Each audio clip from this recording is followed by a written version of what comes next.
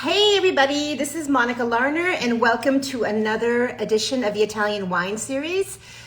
Today we will be speaking with Alberto Tasca of the Tasca del Marita winery in Sicily. And I'm very excited, because I very much respect the work of the Tasca family, and I'm very happy to announce that one of their wines was selected by me for our first ever top 100 discoveries, a list that we published a couple of weeks ago, and there were 12 wines from Italy, and one of them was Alberto's wine, made from old vines on Etna, which I thought was a terrific wine. So we'll have a chance to talk with Alberto, not just about Etna, of course, but because his family farms in different places across the island, we will have a good conversation about Italian wine and Sicilian wine in general. So let me see if I can find Alberto. Hold on. And I will invite him in to have the conversation. So I'm sorry that we started a little bit late this week. We weren't here last week because it was the Thanksgiving holiday. And this week we have been... every morning I've been waking up really early in the morning at like 5 to, I don't see him yet, because this whole week we're doing meetings with the wine advocate team. So we started a little bit late because I just wanted to give time to start. I don't see Alberto yet, but hold on, let me look again. I see a lot of people coming in, and thank you so much for joining us. It's always a pleasure. Let's see. Dove sei Alberto? Anyway,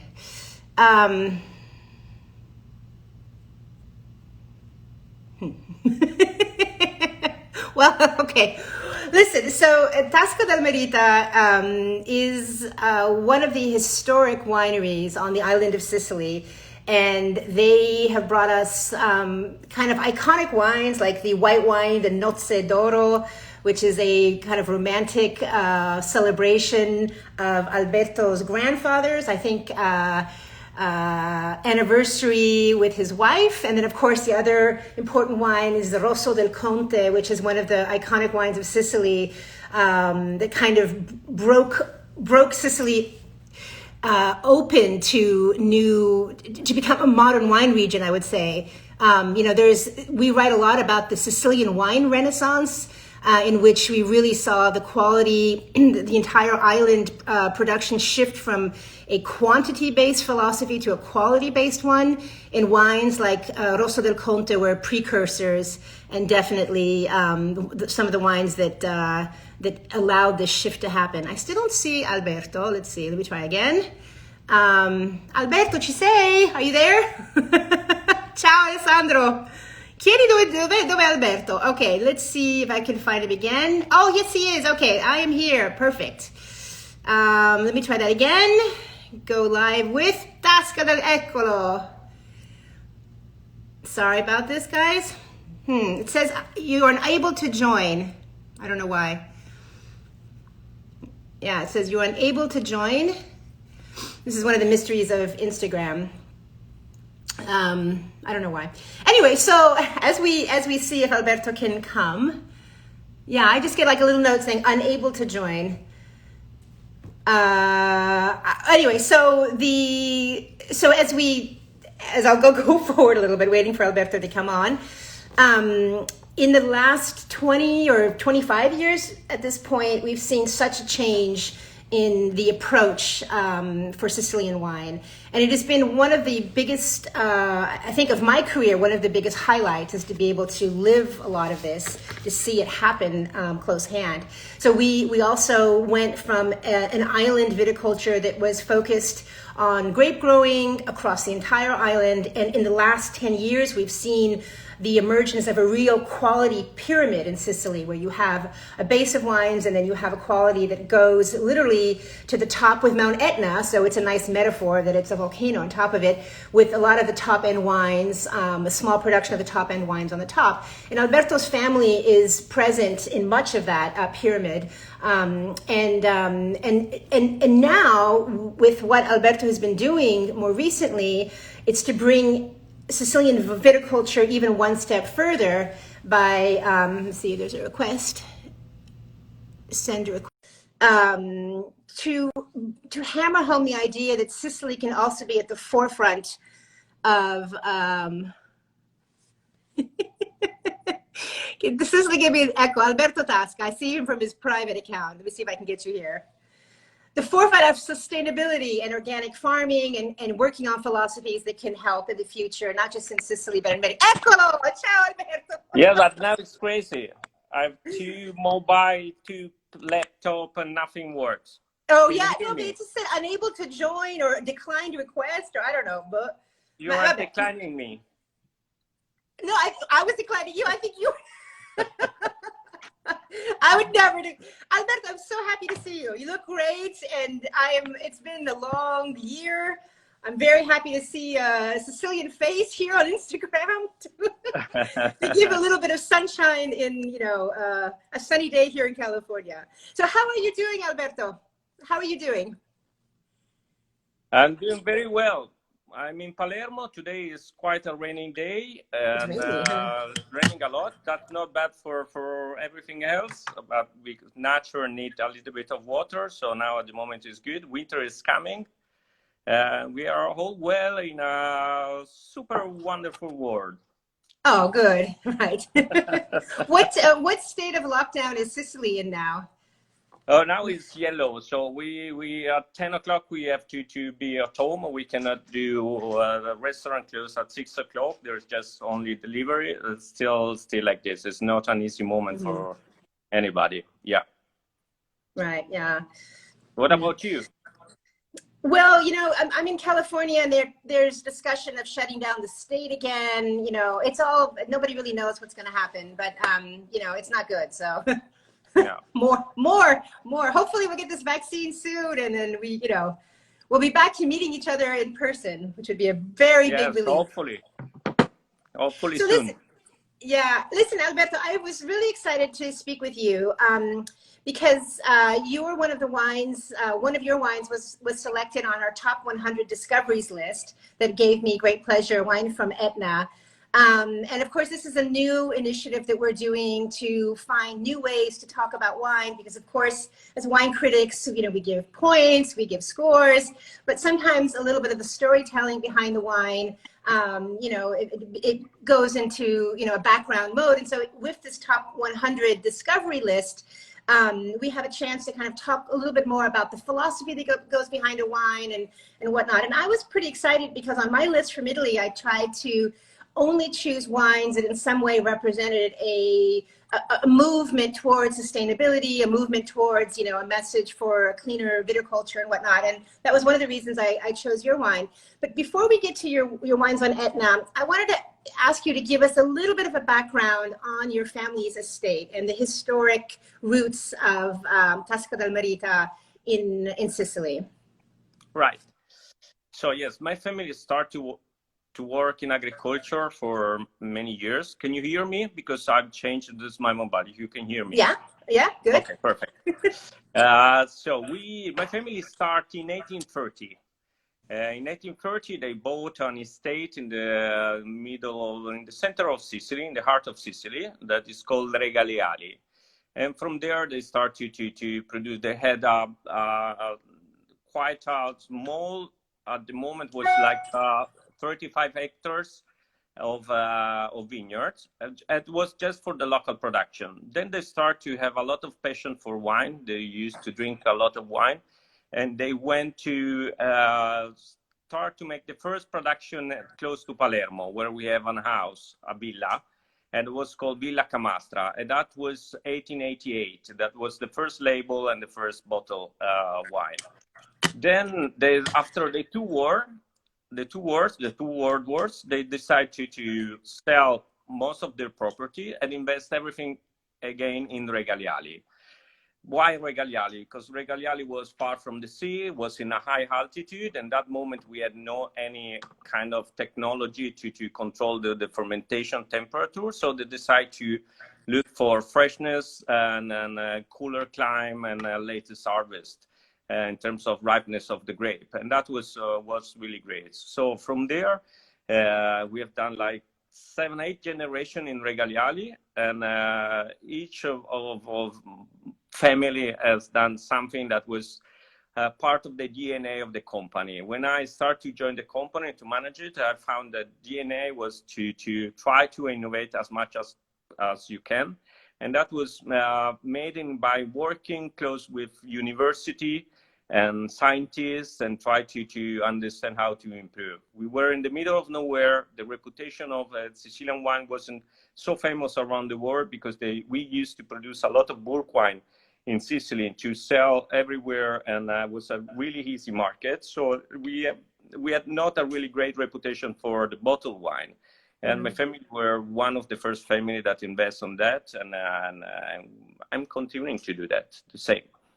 But take us a little bit back to those years, because I always find it, such a romantic moment in the Sicilian, in the emergence of Sicilian wine.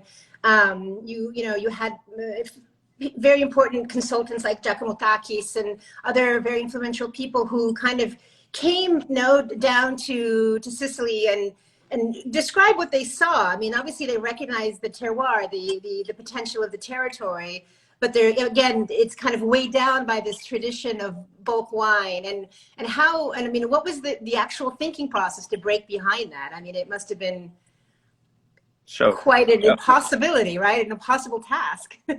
Yeah, what was really crazy. So when I started to work, I have to tell you that story, Monica, that it was in 1993, and I had my first market research about the Sicilian wine. The reputation was so bad. So everybody recognized Sicily for the sun, for sweet wine, but the wine were really opulent with high alcohol, not really elegant. So it wasn't a good way. And that was 1993. What was there was the fact that the nature is really generous in Sicily. And then the other things that, as you know, because you came Sicily several times, you know that Sicily, normally people think that Sicily is a flat island, but it isn't at all. So you have many different conditions. You have mountain. It's much more mountain than flat land. And then we have volcans, so different soil, volcanic soil, from clay to sandy to different condition and microclimate. Nature was always generous, so agriculture, that's why Sicily was really rich before the Industrial Revolution, because of the agriculture. So everything, the sun is there, everything is powerful. So the only thing is that the direction, the wine market wasn't in the right direction, because the bulk wine market was so easy, because everybody were looking for Sicilian wine to cut their wine, because we were rich of alcohol, rich of body, rich of color. So we had everything for cut wine from all around the world. Right. Then I think in the 90s, it happened a really huge revolution. So after showing to ourselves the potential of Sicily, and I can mention like what my father's done introduction when he introduced the international grape varieties, other families like Planeta, make a lot of experimentation on international grape varieties. So the world started to look at us like a new world. It was the California of Italy. It was mentioned like this in the 90s. It was so funny. Then it was the new world and the old world. I remember that, it was like a new world corner of the old world. Yeah. Exactly. That was it. And then what happened that I think is a miracle is that we start to work all together. What is really nice in Sicily what happened in the last 20 years and even more, that with us producer, we start to cooperate all together and to fix problem and to solve problem and to be really close to each other to understand how to improve and how to promote the Sicilian brand. And then after that, competition by competition, be closing to each other and studying a lot and then tasting our each wine, we improved it. If you remember wine from 20 years ago of today, is totally different. There is a huge revolutions.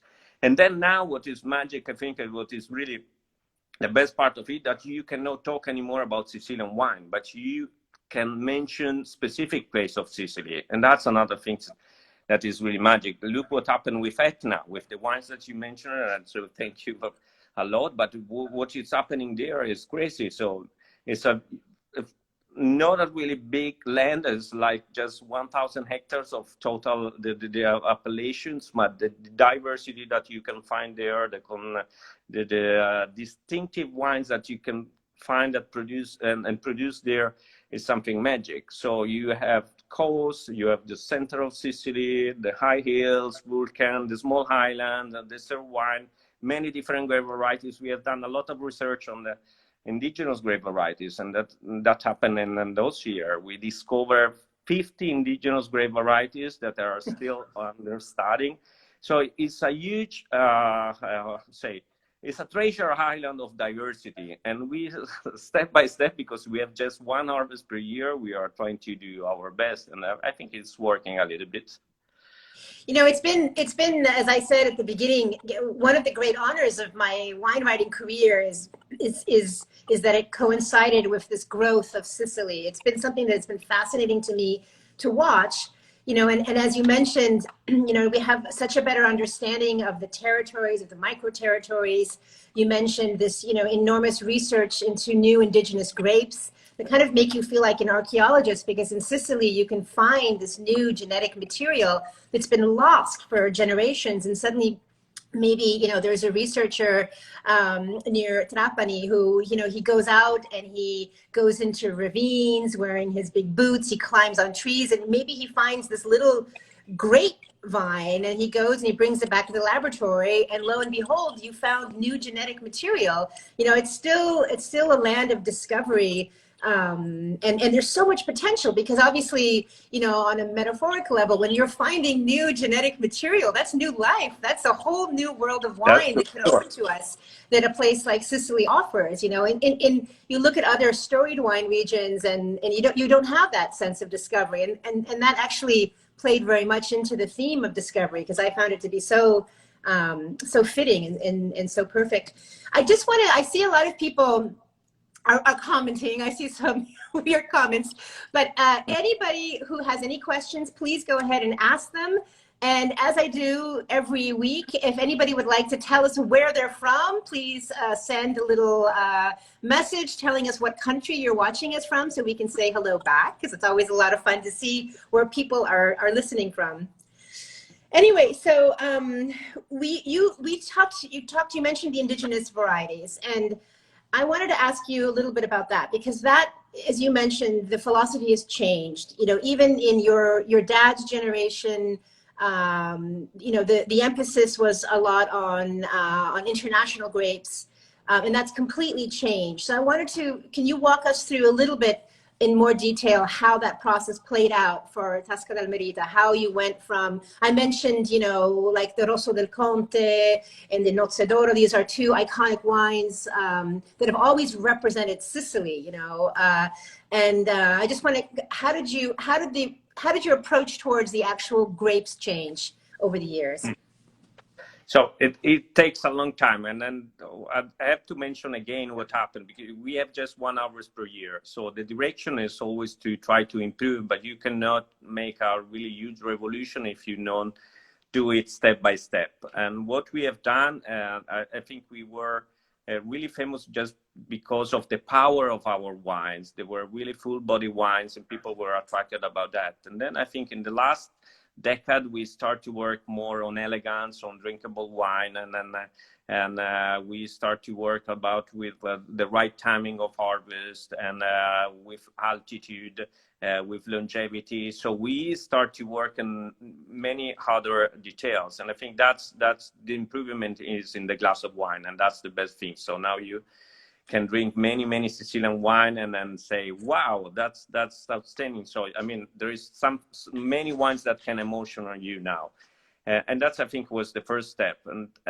then with the indigenous grape varieties, we had a lot of research and work to do. Indigenous normally are coming with a little bit later harvest, so the ripeness goes through September, October, when the climate is a little bit cooler and freshener, and that's give us the opportunity to work on elegance too. So I think what really happened from the 90s to now is that the wines were more powerful before, and now you can find really elegant wine with great longevity, and that's, I think, is what happened in the last decade more and more. So I want to say hi to India. We have India, Brazil, Boston, I see, the Netherlands, Italy, France, and Champagne. So hello, everybody. Wow, Thank you for joining us, especially from thank so you. faraway places. But so, Alberto, so tell us also a little bit. So, in this evolution of Sicilian wine and of your family's estate, obviously, at a certain point, this presence of Etna becomes very important, and you can't ignore it because the Etna wine scene grew very quickly. In a very intense manner with a lot of new investment, a lot of new people, a lot of new technology and know-how. And within the span of 10 years, the scene of Etna wine changed completely. It flipped from one side of the coin to the other. And your family is present there. Can you give us a little bit of an idea of what went into the decision to start to make wine on the volcano? Going from the Uh, center of the island in Regaleali, where your historic base is, not too far away from Palermo, in the Madonnina Mountains. You go through the whole spine of Sicily to the other side of the island near Catania, where Etna is. So it's kind of like a new world for you, no? yes, totally. And that I have to tell you something, the fun part of this story, this history, because in Etna we also have a beautiful golf course. And my brother Giuseppe, that you know, I mean, I was a really pathetic golf player. So I mean, he really loves golf, and then starting there, he used to go and play there. And he, after months and months, or after years that he was playing there, he told me, Alberto, I think there is something. We always test wines from Etna that were not so interesting for us, but there is something there that I think is so special. And I say, no, come on, Giuseppe, you want to buy a vineyard there just because you want to play golf or you want to stay there? It's impossible. I never had a really great wine from Etna. And then from there, we start to taste wine, and I start to bring bottle. And I went there to see the vineyards, and the vineyards are much more exciting than vineyards that I ever seen all around the world, because they are really on terrace. They are really difficult. The scenarios is crazy. And so from there, we start to get in love with that. And we start to make a lot of vinification to explore Etna all around. We made the vinification of Etna wines from in the southern part at the beginning, and then we discovered the north sides. But we spent like almost 6 years before we founded the place where the vineyard that we buy, and then we bought, and then where we are now. After that, we start to make a lot of vinification. The other things that make Etna magic is that, I mean, if you get in Etna wines, you understand that you are in a distinctive place with its own characters.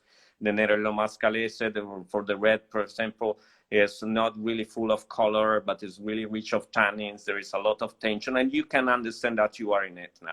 The other things that is crazy and make Etna crazy is the difference between one contrada and the other one. The contrada are how is separate Etna because of the lava eruption. So you have different contrada, and the nice thing is that each contrada has like 5,000, 10,000, 12,000 years of differences.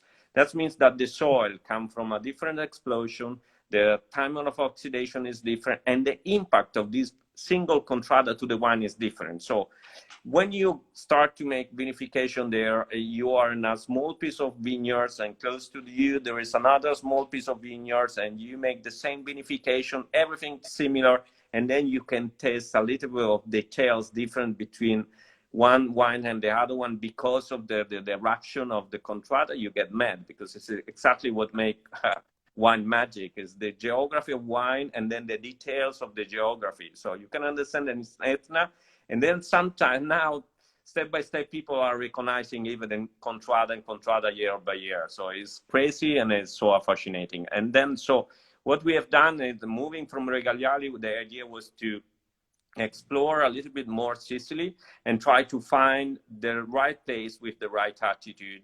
And so that means the combination between grape varieties and place and soil and microclimate. And so now from 2001, Today we have 5 different estates. They are all beautiful, all different, all with different attitude, and we run around and to try to follow them. Yeah, I mean, so I love to talk about the Contrada of Etna, because obviously you have a volcano and the volcano has a cone. So and they have lateral fissures or lateral eruptions. So the volcano can explode in different places, not necessarily from the main crater. And each lava flow is its own geology, right? Because it's coming from a different time period. So you might have a lava flow from the 15th century right next to a lava flow from 1983. And of course, the level of erosion and time and how that soil is broken down over the centuries is completely different.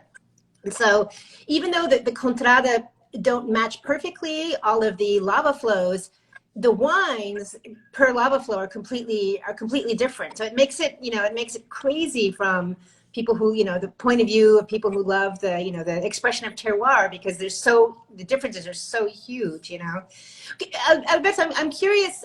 So when you spoke of your brother Giuseppe and he said, okay, after a day of golf, I find something special in this wine, right? And at the beginning, you might have had like, okay, what exactly is special about the wines of Etna in the glass? So what was it that attracted Giuseppe and then, and then won you over as well to invest money there? So it's like the wine were really distinctive. Then we were familiar with Nerello Mascalese because we found in Regaleali when we bought in 1830. But the Nerello Mascalese in Regaleali was always used for rosé wine, because when you made a normal red vinification with Nerello Mascalese, it became like a monotone wine, so not so exciting. And it was perfect because for the freshness and the color for the rosé wine. In Etna, it happened something really unique. So the combination between these varieties and the soil there and the microclimate there make a totally different wine. If you taste Nerello Mascalese from Etna, you can see the light color, but these tannins are really present there, and there is something that is like a vibration in the wine. I call it tension. So it's not a flat wine. It's not something that like electricity, yeah. There is a lot of electricity and energy inside, and that's so exciting. And then when you start to work on it, and you start to work with the different contrada and different details of these tensions and what happened. Some wine are a little bit more austere. Some other one are much more play the rules on the primary aroma. Some other are on the middle of the body, and that's make you crazy. Say where we are, and so that's why you have to work there and with paying a lot of attention. So, and the other things is that the harvest, like this year, we hand harvest in the first decade of November. So when the climate is really cool. So if you combine a lot of light that we have normally in Sicily with the cool climate and the high altitude, the wines come really, really, really elegant. So I just want to say hi also to Guatemala and to Georgia and to Panzano, because I think we have a Panzanapoli, Fattoria La Massa. Ciao a tutti. The gastronomic Republic of Panzano. Listen, so in addition to Etna, you have some incredible choices that also are very reflective, not only of Sicilian wine, but of Sicilian culture and history. For example, you have a project on the island of Mozia that focuses on the Grillo grape. Can you tell us a little bit about that? That's another thing that always fascinates me, because it's one of those wines that brings me. It's a white wine. It's fresh. It's sapid. It's salty. It tastes like the sea, and it's grown on this tiny little island that the Phoenicians, were the first to explore. And every time you put that wine to your nose and you drink it, I'm just transported to Mozia, into that part of Sicily. Can you tell us a little bit about that project? Yeah, it happened even to me the same thing. So it happened just for a case. So the land and the estate that we manage there is not our property. The property is a foundations, and this foundation that take care about the island of Mozia, that is a beautiful place that was the most important Phoenician site in the Mediterranean Sea. So it's really rich of culture. Has these small vineyards of 11 hectares inside the island. So when they called us, it was in 2007. It was August, and so we were really close to the harvest, and they had what to do. They were asking, what can we do with this vineyard? So we start to help them to bring the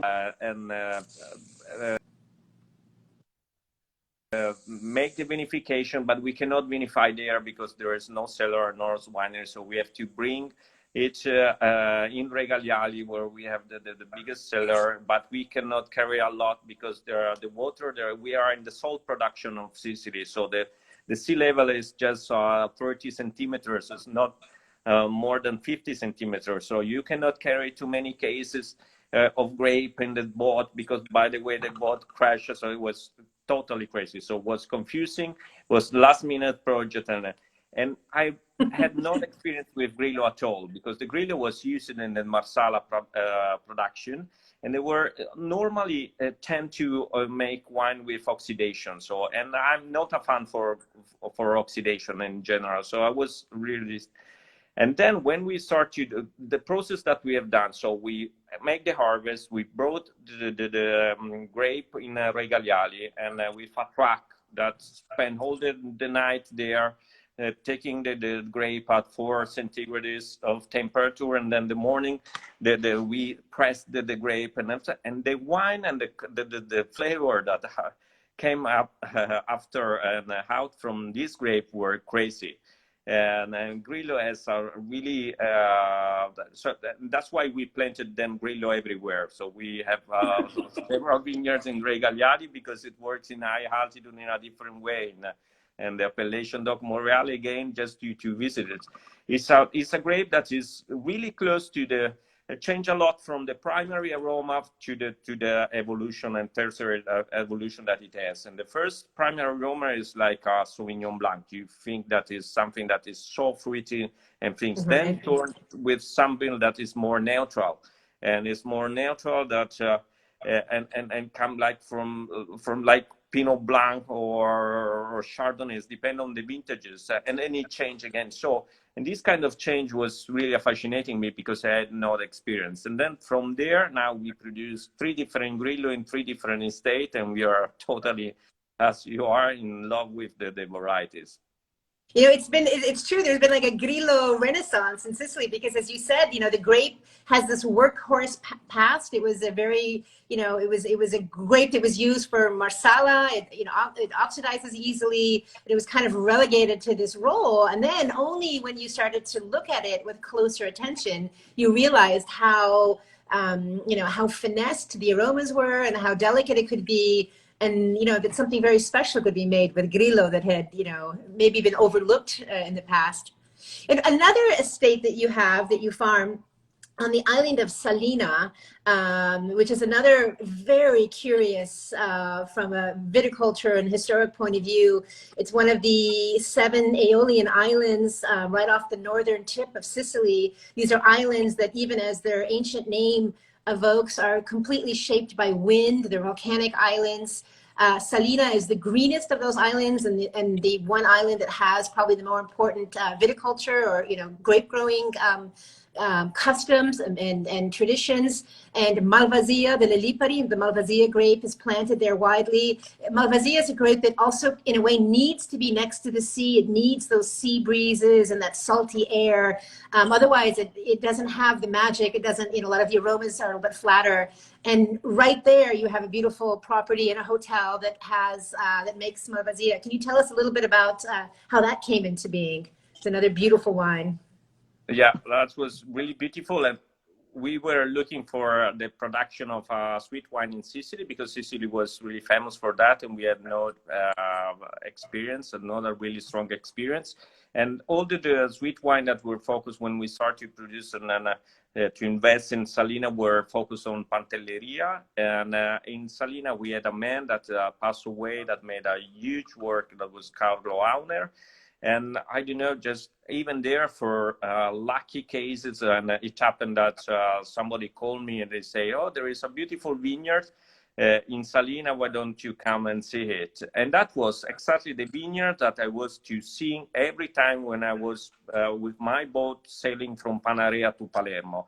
And I always saw those vineyards, say, oh, what beautiful vineyards, was beautiful. And I never been to that vineyard to see that. I don't know why it was the case. Then when we were there, we get in love, and then that's happened. I even like when you find your home, and when you find a place and a vineyard that start to I don't know, there is something that is alchemy, and I say, oh, what a place. And then we are in front of the North Explosion, and in front of another active volcano in Sicily that is Stromboli, that yes, that make you see it right there from the vineyards. You look over and it's not that far away. You see this perfect cone just popping out of the sea, and I think Stromboli, what, every hour or so, every 40 minutes or so, it has you know, it's one of those volcanoes that has to constantly release its pressure. Exactly. So it makes you cannot relax there, but even if there is a lot of energy, you can even relax. And then this vineyard was the first vineyards of Malvasia in the Holy Island.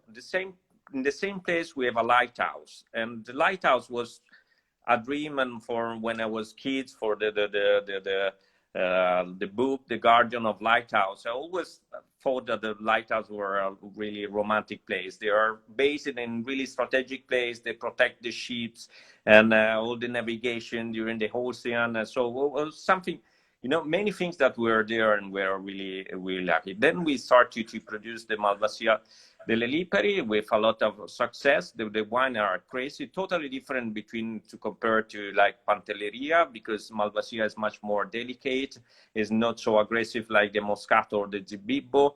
And so you have to take care about it, and without too much sun, because if the sun risks to destroy all the flavor that it has. And then it happened also that one year, it was 2013, the production was too high, and we had not enough room to dry the grape, and so we have to press to make just dry wine, white wine with the Malvasia. There wasn't a lot of tradition on producing dry Malvasia in the Holy Islands, and the successful was crazy. So we are totally in love. We call the wine Didime. That is the first time of the island of Salina. That means twins, because in Salina there are two mountains, like two volcans, and they were like twins volcan. And with Didime we are really doing very, very, very well. So I saw someone commenting really in the comments saying that they love that wine. Somebody was commenting. Good. Thank you. And also I want to say hi to Giuseppe, my friend Giuseppe, who always follows. Thank you. Grazie, Giuseppe. Listen, listen, so Alberto, so we talked about Mozia, a little bit about Etna, Regaleali, and Salina, but you said five places. So what am I missing of where you farm? Salina della Tour, oh yes, is in the appellation of Monreale. It's a special project where we found the right attitude for the Syrah. Syrah, in terms of varieties, has a lot of tradition in Sicily.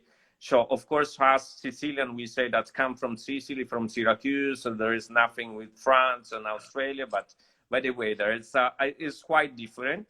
It's difficult to compare to the Syrah that come from Australia or France. There's its own authenticity, and it's quite distinctive. It's a really difficult project, because we started the project with Syrah even in Regaleali. Regaleali is too high altitude, too humidity, and the skin of Syrah is so delicate. So in Doc Monreale, we do this project dedicated to the Syrah. We produce a rosé wine from Syrah, red wine, and a single vineyard from Syrah, and it's another exciting project. And then and here we are. So we start from Regaleali, and then we move to Etna, then Capofaro, and Mozia, and Salina della Tour, and that's all. So I got them all. Listen, Alberto, one thing that I really want to spend a little bit of time with asking you. So I know that you have been working for many years, very carefully and with a lot of passion on sustainability issues, to try to set protocols and to try to create norms for for going forward and for using sustainability in farming and in winemaking. Can you tell us a little bit about your projects and maybe some of the difficulties and what exactly, what state you're at now? So I found that it started like 10 years ago, 11 years ago. There was a little bit of confusion all around the world between what was right in terms of organic, biologic, or biodynamic, or natural wine, or things. And so it wasn't clear in the division. So, and I thought that one way to be more honest in terms of what we do is to be transparent and to measure all the fact that we are, all the impact that we have in our life in general and what in our job especially. So that's why we started to work with the environmental minister in Italy and even in agriculture, calling many scientists to help us to make a protocol. Then we study a lot the protocol that you have in Napa that is huge. And I think it's really inspirational from all the sustainability aspect all around the world. And we start to do that. So we have vineyards that we cultivate in organic and other vineyards in biodynamic. And then, so what we do is measure and try to find the right impact and the best way, not only for the wine, not only for consumer, but for everything. So you have to analyze what is right for the soil, what is right for the biodiversity, what is right for the carbon footprint, water footprint. So there are many aspects that we should put under control and then be really transparent to the consumer. So now the consumer can come to us and know everything. It was really hard, but give us a lot of help in the decision process, because when we have to take a decision today, we have a lot of data and info that tell us what is right and what is wrong. And it's not a matter of a better wine. So we don't like to produce like sustainable wine. We want to produce great wine in a sustainable way. That is a little bit different. It's something with your conscience. It's more an holistic way. So today, I think from now, there will be for sure an inflation of in the sustainability. Everybody talk about sustainability, but it's really important that even you with your work or us or everybody start to give the consumer the idea of what sustainability is and what kind of information we should focus on to see and watch and what is true or not. So it's a way to take decision in an easy way and to be more conscious in what you do. And then don't follow something that is just blah, blah, blah, or greenwashing, but just be yourself, be the best as you can. Right. But what are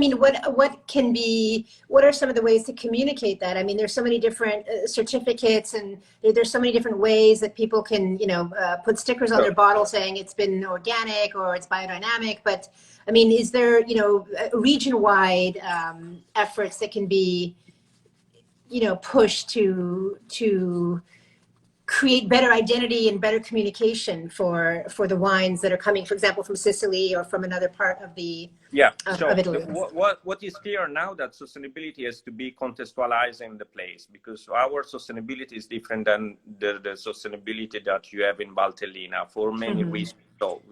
And then so you have to be conscious and work on your territory and your regional. Then you have to follow a protocol and have a certification that is not in conflict of interest. So nobody that say in the governance on building the protocol can judge if the protocol is right or wrong, and that's another important thing. So of course hopefully we should have a worldwide protocol and everybody follow the same protocol with the same brand and the same information. I think we start a little bit later to do that, but we improved a lot in the last 20 years.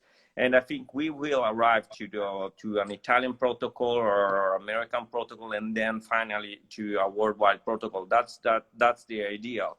At the moment I think all the energy that is dedicated to this is welcome, even if we have a little bit of confusion. But now we are in the moment where we have to understand deeply what we can do, how can we improve our impact, and what the context needs, because we need to understand how the contest, what the contest needs in terms of to be more sustainable. I mean, evidently, we all know that it's something that interests the consumer very much. You know, interests us as journalists, and are you finding ease in presenting the idea of protocols with the other producers? I mean, one thing that Sicily has, and you mentioned this at the beginning, is an incredible sense of unity among the producers. It's something that's been always so noticeable. So I'm wondering how these protocols are being accepted and interpreted and absorbed by your colleagues. So two things. First of all, I'm really sorry, but I'm scared that my mobile will lose the charge because you didn't accept me from the laptop. My mobile is without charge. So that's until you disappear. We'll just keep going. Can you hear me now? Uh-oh. Maybe he disappeared already, Alberto. Well, that's too. I will see if it's just buffering or if he's completely cut off. I think he's cut off, guys. Well, I mean, in the end, that was pretty much what I wanted to ask Alberto. I was going to ask him next a little bit about if he saw effects of climate change in Sicily. That's always a difficult topic because Sicily has this ideal climate. So in a sense, if you're not working in organic or biodynamic, if you're not adjacent to those ideas, you know, you're in the perfect place to think about those things. In an island like Sicily, where you always have wind to keep the grapes clean, you know, healthy. So it's a topic that's very central to the Sicilian wine identity. And I was also going to ask Alberto a little bit about Sicilian vintages, what vintages he thought were interesting. But that pretty much wraps it up. So I guess I'll close off here. And I want to thank everyone for joining us very much. And thank Alberto, who I wasn't able to say goodbye to in person. But thank you, Alberto. Thank you, everyone. And I will see you next week. Next week, we have a producer from Montalcino, Alessandro Mori, from Il Maronetto. So it should be another fun edition of the Italian Wine Series. Big kiss to everyone. I love you. Oh, no, Alberto's back. Wait. Alberto is back. Maybe we can get him back. Hold on. This problem again of them. I will just to be able to say goodbye to him, Alberto. Hold on. I see the Leonardi producers. I see some more producers from Montalcino. Eccolo, Alberto Tasca. Send request. See if I can get him back. Thank you, everybody, for being patient. Yes. I was just sorry moving about on. that. Thank you for coming back. Listen, we only have a few more minutes anyway, but it's very gracious of you to come back, Alberto.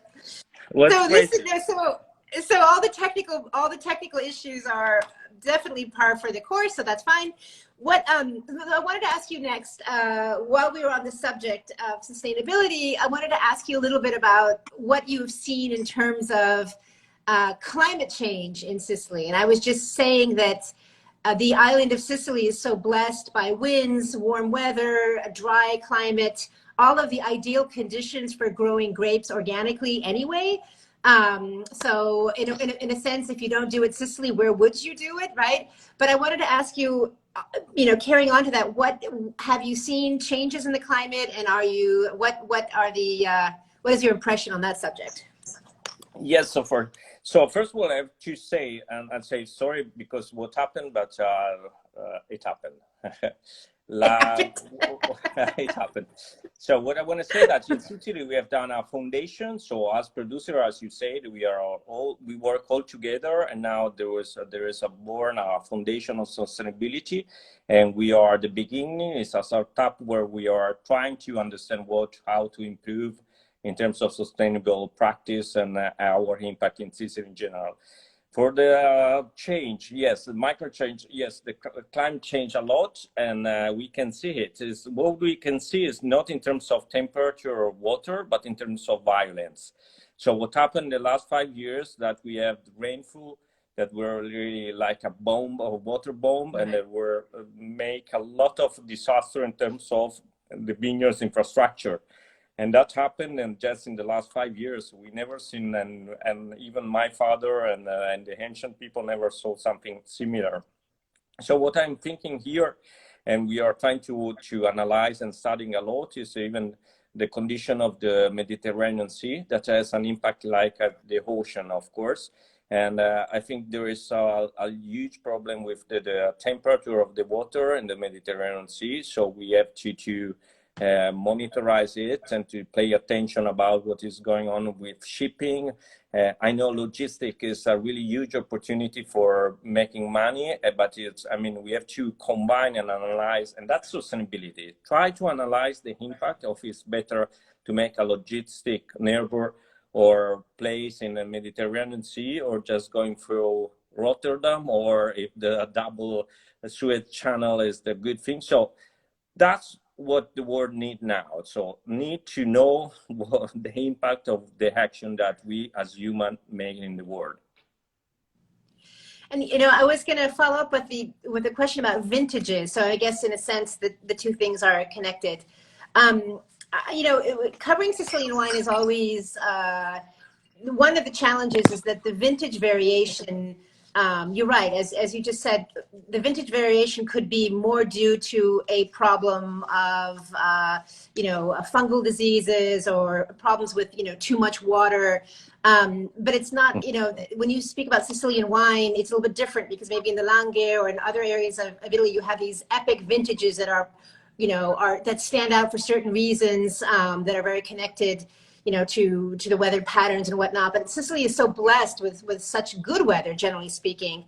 So can you give us a little bit of a rundown in your mind of some of your favorite vintages that you've seen in Sicily? And also, again, it's difficult because Sicily is a huge island. It's very different from one side to the other. But in your mind, what are some of the vintages to watch out for Sicilian wine? Yes, it's really important to understand that it's really impossible to say in Sicily that was the vintages, because you have to go place by place. But if I have to remember, so the really unique good things about the 2020 is the vintages. I mean, the harvest. We have done a great harvest. The quality was really great, and it was the only things that made us laughing this year in a really bad contest. And then back to that, I think one of the most crazy vintages for my life was 2016 for the balance of the wine. The wine were really well balanced. The grape, the ripeness was really slow. And in the southern part of the world, this kind of slow ripeness make more complexity and more complex and wine. So was really 2017 was also good, but not so elegant, not so precise. I mean, sometimes it's really too precise. I've never seen something similar. And then I can remember 2010, like unique. And if to pass, I mean, in the past, I remember 98 that wasn't considered a great vintages. And if you taste now Rosso del Conte or whole vintages of 90N or even Cabernet Sauvignon or Chard are huge. So sometimes it's they are totally different, but I think that the most memorable for elegance in my life is the 2016. And how about, I mean, how about 14? 14 was another vintage that I remember on Etna, the colors of the wines were just, I mean, just incredible intensity and whatnot, and different than mainland Italy that suffered a lot, and it was a very difficult vintage. But Sicily fared a little bit better, I think. No, we made a great wine, and they were really at the same time the harmony there was with powerful, and that's something that is really difficult. So if you have to compare with 2016, as Sicilian, so as a southern producer, I always look for more elegance and less body. And in 2016, in this harmony was great. And then 2014 was a little bit more powerful with great wine that will have a huge longevity for sure. And probably even more because of the body with compared to 2016. Okay.